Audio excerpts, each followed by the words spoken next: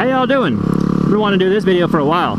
So y'all might remember my previous video where I criticized the FMF MegaBomb and you know, suggested that maybe it was just a big waste of money and not something that actually helped a motorcycle. And I put some ideas out there, like, you know, if it's such a great idea, how come like most motorcycles nowadays don't just come with a MegaBomb on it, like most come with inverted forks?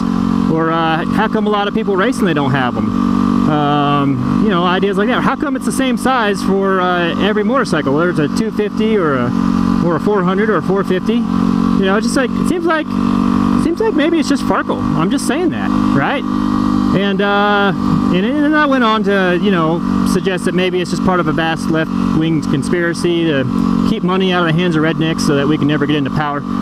And I admit I was being kind of flippant and trying to be more on the side of entertaining. But a lot of people got mad at me for making those suggestions. You know, a lot of people, you know, criticized my criticism. And you know, look, here's the deal. I'm gonna say this, and I believe this. I'm just putting it out there. I think a lot of people buy stuff, and they want it. They want to believe that it wasn't a stupid idea to put it on there. So they think that it's working, that it's helping, like it's making their bike better, when it ain't. So I had people, you know, sending me comments saying like, hey man, you're supposed to, you know, open up the airbox and put on an aftermarket exhaust and program it, otherwise it doesn't do any good. Like, yeah, I know, I did all that. I spent a lot of time programming this bike for that header. Like, what do you think, I'm some kind of idiot? Hey, get your mouth out of the comment box. That was a rhetorical question. So yeah, you know, I like, aside from like getting into the motor, I did everything you could to make that header better on this bike. And then when I put the stock header back on, I didn't reprogram for the stock header, and it still felt better. Now I'm sure that you know, on some bikes you put that header on it and it makes a big difference. And I'm sure for some people, like having like 0.5% horsepower is something that's like meaningful to them. But you know, for most guys, especially most guys buying a WR250R, which is just kind of like a dual sport, it's not a race bike. It's just stupid to put a part like that on this bike. You could spend that money on something a whole lot better, like better safety equipment or taking your wife out to dinner or something. Here, I'm gonna get off here. I'm gonna show you what I got on here right now. So now I got the PowerBomb on there instead of the MegaBomb. I rode the stock header for a while, and then I got the PowerBomb. I put that on there. I've been riding it all summer long, and I'm gonna go back right now and I'm going to put on the stock header and ride that for the day and tell you whether or not I think the stock header is better than the PowerBomb. Now, I got a few more things to say about that. Let's get on the bike and get on and back to the garage, and we'll talk about it.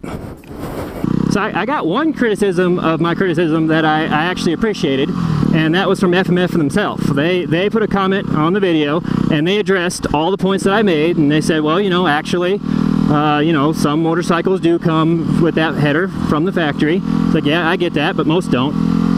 They said some people do race with it. Yeah, I get that. They don't all do it, and plus, you know, let's face facts, those people are also getting sponsored by FMF. Maybe not all of them, but, you know, it's hard to know which ones are.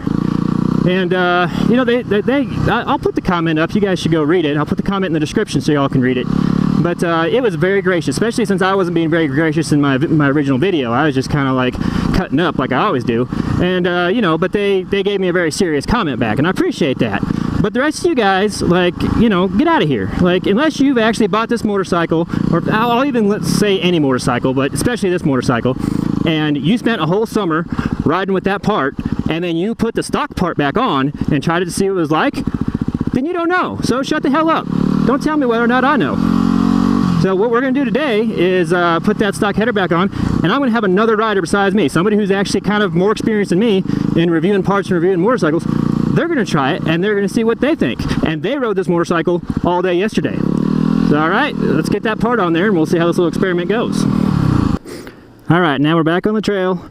You can see I got the stock header back on it, and I'm going to take it for a ride, see what I think of it, see how it's different, and then that guy's going to ride it, and we're going to get his opinion.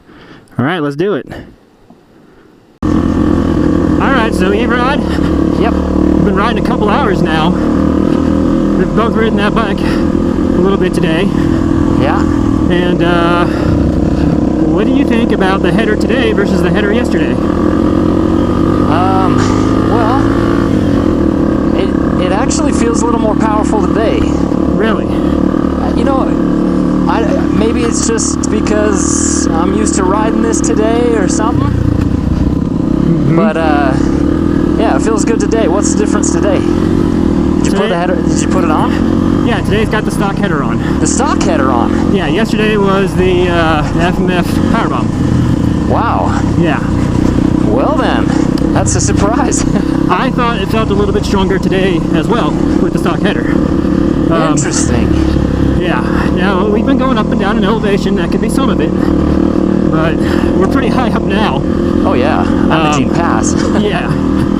So, yeah, I gotta say, I just think it's a waste of money. You know, I think the best setup on that bike that I've found is the FMF exhaust. I use the Q4, and I have the programmer. Yeah. But the stock header is the best header.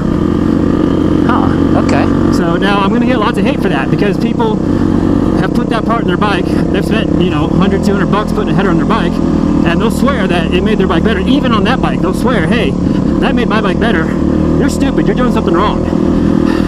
And I call bull. I say no.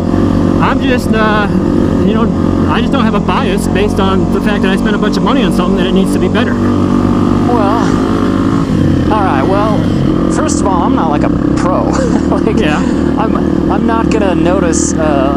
You know, even I probably wouldn't even notice 2 or 3 horsepower on a motorcycle. You know Right? what I mean? Yep.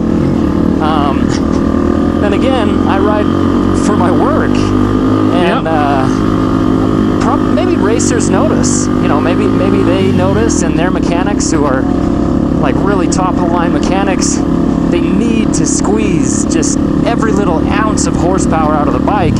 Yep. And maybe they know precisely how to tune it, and so they can squeeze it out. And you know, they're pro racers, so they might feel the difference, but. Yeah, there's no pro racer on a WR250R though. You got a good point. Yeah. And the vast majority of riders aren't pro racers and may never feel a difference, you know? I don't know. Yeah, so I think, like, so not everybody who buys one is an idiot for buying one. I'm not saying that, right? Thanks for watching the video. Come back next week for part 2, where me and E-Bride talk about just who does need a part like an aftermarket header. Subscribe now so you don't miss it. Y'all have a good week. Over and out.